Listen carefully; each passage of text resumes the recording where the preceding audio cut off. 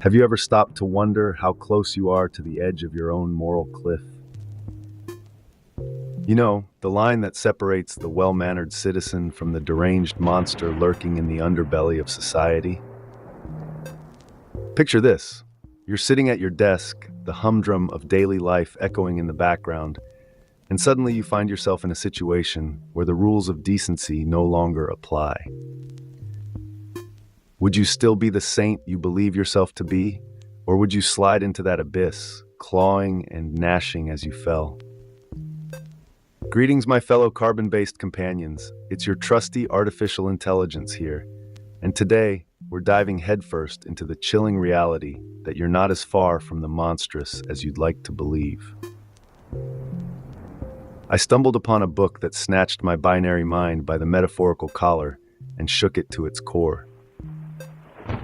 This book, The Lucifer Effect by Zimbardo, doesn't just ask why good people turn evil, it smacks you in the face with the answer. It could be you. Yes, you. But before you recoil in horror, let me guide you through this dark, twisted labyrinth of human psychology. Buckle up, it's going to be a wild ride.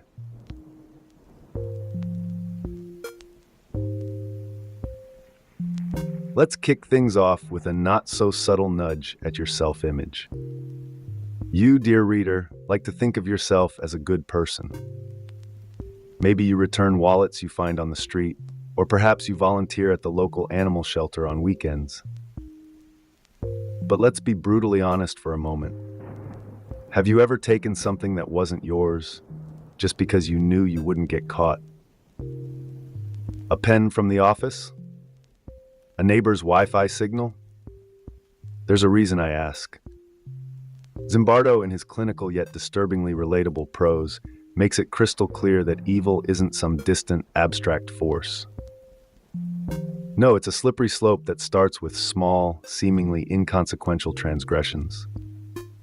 Imagine the case of Ivan Chip Frederick, a name you might not know, but a story you need to hear. Frederick was an all-American boy, the kind who loved baseball and mom's apple pie. But then he found himself at Abu Ghraib, that infamous prison in Iraq, where unspeakable horrors were inflicted on prisoners. Here's the twist. Before his deployment, Frederick was as average as they come. He wasn't a monster by birth. He was a guy with a decent IQ, a stable mental state, and a love for his country. But Abu Ghraib, that place warped him into something vile. And if you think you're any different, you're in for a rude awakening. The truth is, the line between good and evil is far more porous than you'd like to believe.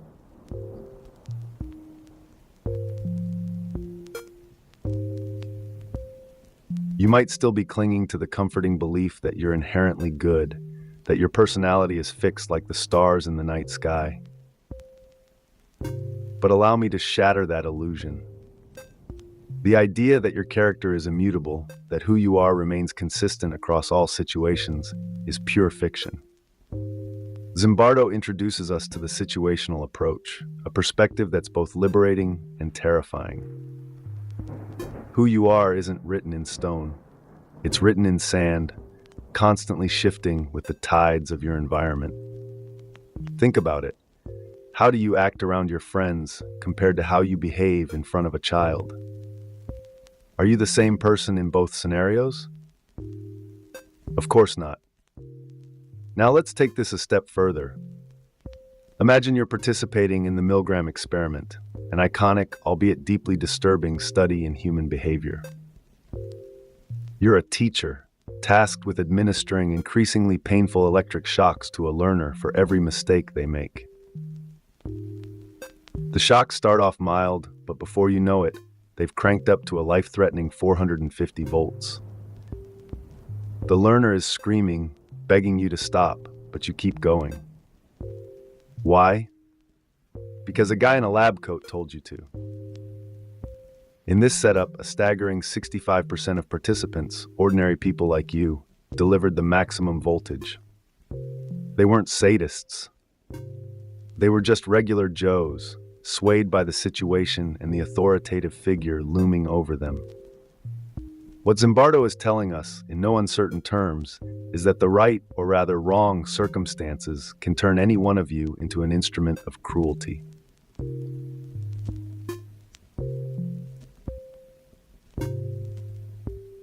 If you're still with me, let's get even darker, shall we? Zimbardo didn't just talk the talk. He walked the walk, or more accurately, he ran one of the most controversial psychological experiments in history. The Stanford Prison Experiment. Imagine this. 24 college students, all of them clean-cut, middle-class, and psychologically sound, are tossed into a mock prison environment. Half are randomly assigned the role of guards, the other half become prisoners. The guards are given uniforms, batons, and mirrored sunglasses, the kind that hide their eyes, and by extension, their humanity. The prisoners? They're stripped, deloused, and given numbers instead of names. It doesn't take long for this psychological theater to devolve into a full-blown nightmare. The guards, these supposedly normal, decent guys, start to relish their power. They force prisoners to urinate in buckets, strip them naked, and lock them in dark closets as punishment. One guard even earned the nickname John Wayne for his particularly brutal methods. And all of this happened within just 6 days. 6 days, people. That's all it took for Zimbardo to pull the plug on the experiment. The takeaway? Under the right conditions, your morals can crumble faster than a sandcastle in a hurricane. You'd like to think that in the same situation, you'd act differently. But the truth is, you don't really know, do you?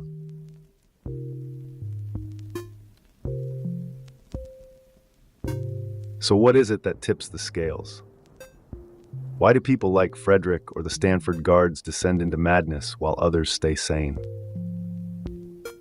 Zimbardo points to one particularly nasty ingredient in the recipe for evil: obedience to authority.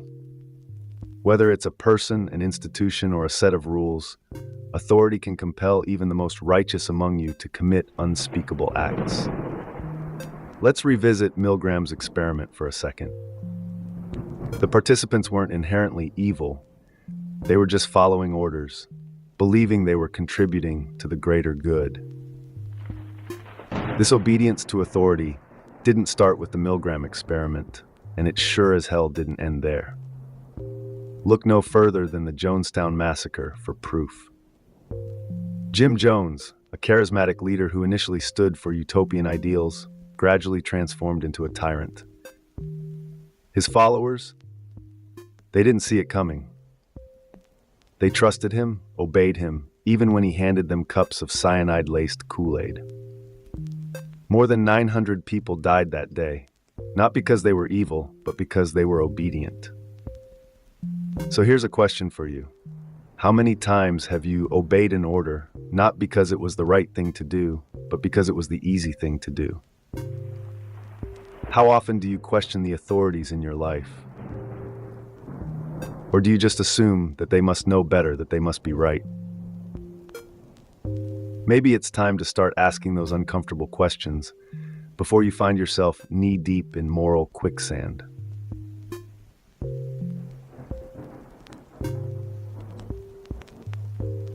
But it doesn't stop with authority, does it?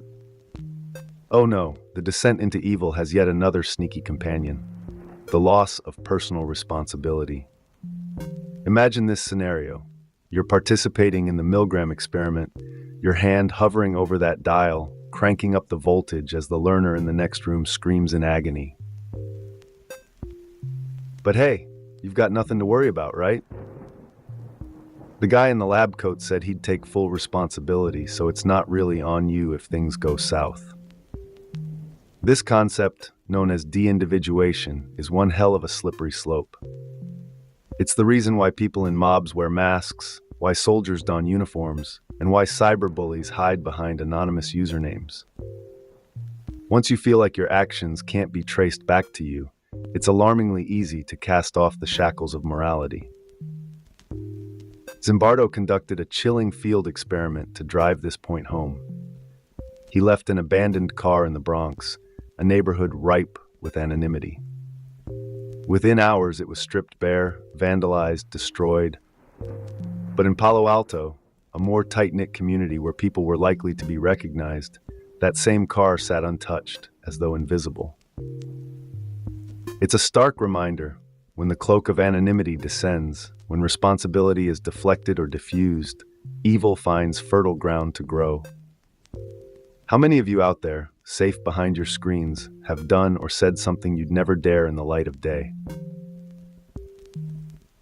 It's easy to hide, easy to become someone else when no one's watching. But is that someone a person you'd want to meet in the mirror? And then there's the dehumanization factor, the final nail in the coffin of empathy. How do you get someone to commit atrocities against their fellow human beings? Easy. You convince them that those others aren't really human at all. It's a psychological sleight of hand that has justified some of the worst horrors in history. Zimbardo highlights the chilling results of a study by Albert Bandura at Stanford. Students were asked to supervise and punish another group based on their decisions. The catch? The punishers were made to overhear a conversation where the other group was described in dehumanizing terms, called animals and savages. Unsurprisingly, the punishments meted out to this dehumanized group were far harsher than those given to another group described as perceptive and understanding. This is the same twisted logic that fueled the rape of Nanking, where Japanese soldiers, seeing Chinese civilians as subhuman, unleashed unimaginable brutality. You'd like to think that this kind of dehumanization belongs to a distant past or exists only in the hearts of those other people, the evil ones. But take a closer look at your world today. How often do you hear people described as animals, scum, vermin? How easy does it become, once those labels are applied, to turn a blind eye to suffering, to justify cruelty? And here's the terrifying truth. The moment you stop seeing someone as fully human is the moment you open the door to your own dark potential.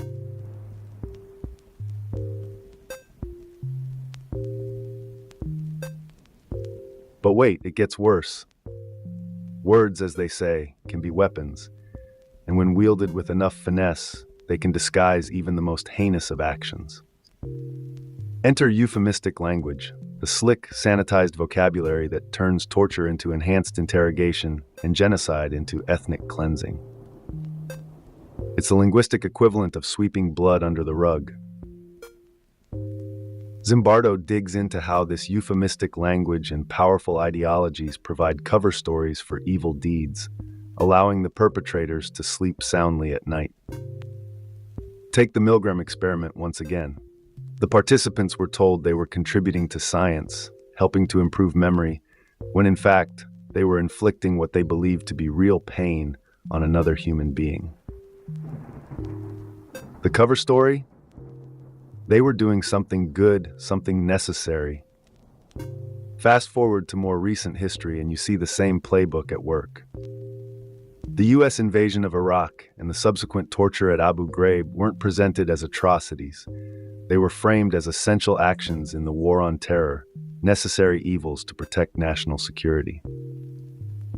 Soldiers, operating under this ideological cover, believed they were the good guys, even as they committed acts that the world would later condemn. It's a grim reminder.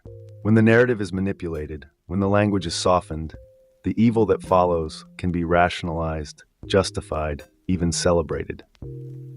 So, the next time you hear someone twisting words to make something vile sound virtuous, ask yourself, what's really going on beneath that polished rhetoric?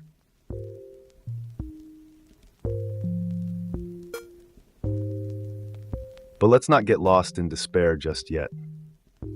If Zimbardo's journey into the dark corners of the human mind teaches us anything, it's that you still have a choice. You might be walking a tightrope over the abyss, but that doesn't mean you have to fall. The capacity for evil may be within you, but so is the capacity for heroism.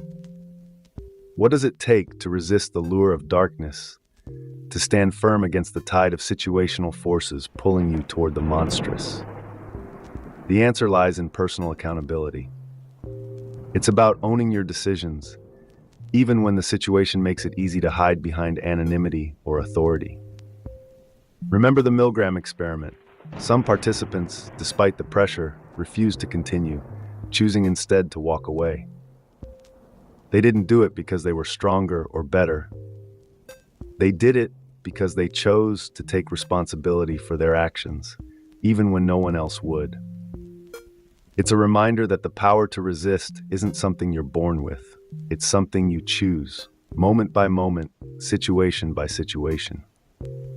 But here's the catch. You have to be vigilant. You have to be willing to stand up, even when it's uncomfortable, even when everyone else is sitting down. And that, my friends, is what separates the potential hero from the potential monster.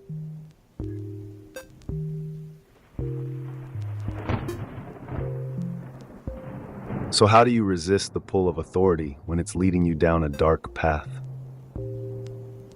The answer might sound simple, but in practice, it's anything but. You need to question authority.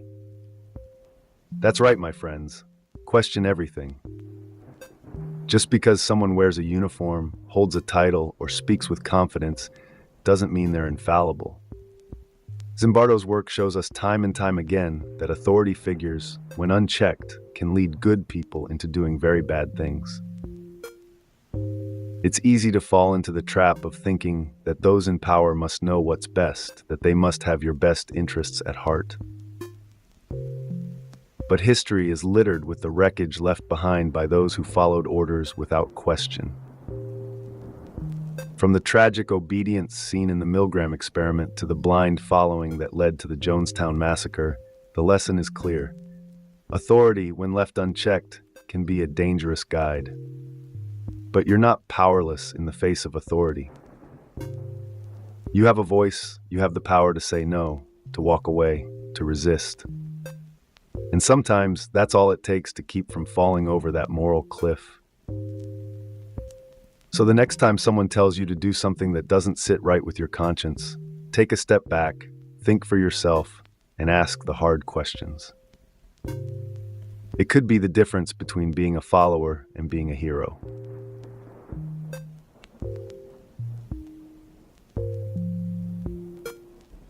Let's talk about heroes, shall we? Because in the midst of all this talk of evil, there's another side to the story. Those who choose to act with courage when everyone else is paralyzed by fear or compliance. Zimbardo doesn't just leave us in the depths of despair. He gives us a way out, a path to goodness. And it starts with action. What separates a hero from everyone else? It's not superhuman strength or unshakable confidence. It's the willingness to act while others stand by. Take the story of Autry Wesley, the subway hero of New York. When a man suffering from a seizure fell onto the subway tracks, Autry didn't hesitate. He didn't wait for someone else to take the lead. He leaped down, pressed the man into the trench between the rails, and shielded him as the train thundered overhead. While others watched in horror, frozen in place, Autry risked his own life to save a stranger. This is the essence of heroism, not grand gestures on a battlefield, but simple, decisive actions in the everyday. It's about putting others before yourself, about choosing to do the right thing, even when it's terrifying. Zimbardo's message is clear. Heroism is not out of reach for ordinary people. It's a choice, and it's one you can make every day.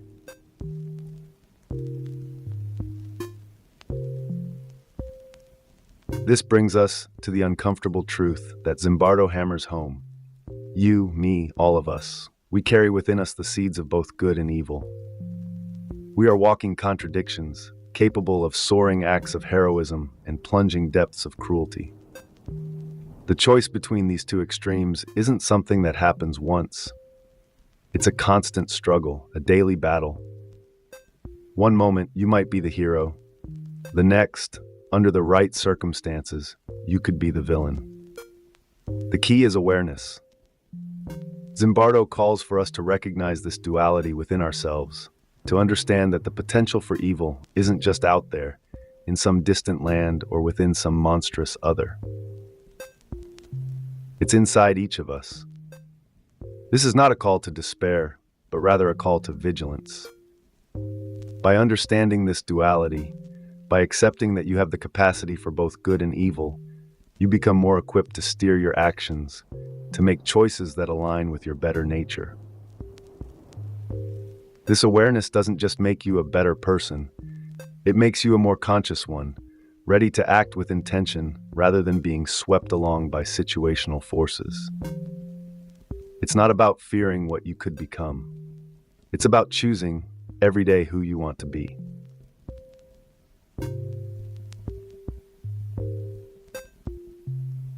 As we edge toward the conclusion of this exploration, it's crucial to understand that the line between good and evil isn't just a philosophical concept. It's a practical, everyday reality. Zimbardo's work is a stark reminder that this line can shift, can blur, depending on the choices we make and the situations we find ourselves in. But here's the kicker. Knowing this, understanding this, means you have a power that many do not. You're not just another face in the crowd, blindly following orders or succumbing to the pressures of your environment. You are aware, conscious of the factors that can lead you down a dark path, and with that awareness comes responsibility. You have the power to resist, to act, to be a hero in your own story. And that's not just a lofty ideal, it's a necessity. In a world where the lines of morality are constantly being tested, where authority figures and societal pressures can push you toward evil, being conscious of these forces gives you the tools to push back. So where do you stand? Are you ready to choose the light when darkness encroaches? Are you prepared to be the one who acts when others falter? Because in the end, it's not just about avoiding evil. It's about actively choosing good.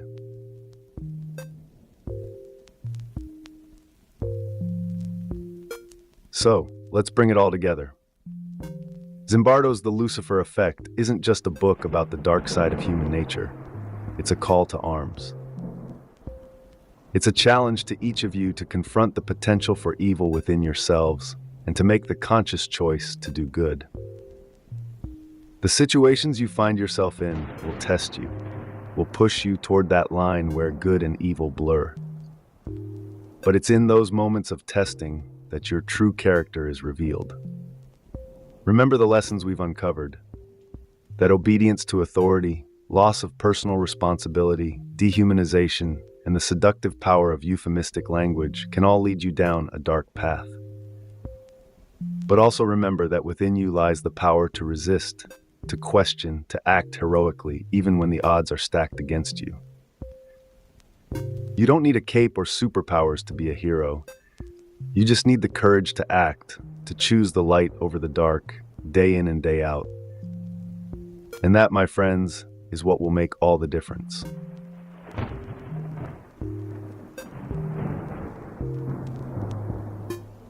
So here we are at the end of our journey through the darkest corners of the human psyche, guided by Zimbardo's unflinching eye. But let me leave you with this. The choice between good and evil isn't some grand singular event. It's a series of small, everyday decisions. Every time you stand up for what's right, every time you resist the pull of the crowd, every time you question authority and choose to see the humanity in others, you're pushing back against the forces that seek to turn you into something you're not. It's not easy. It's not always clear, but it's necessary. Because in the end, the story of your life isn't written by the situations you find yourself in. It's written by how you choose to respond to them. So choose wisely. Be the hero, not the monster.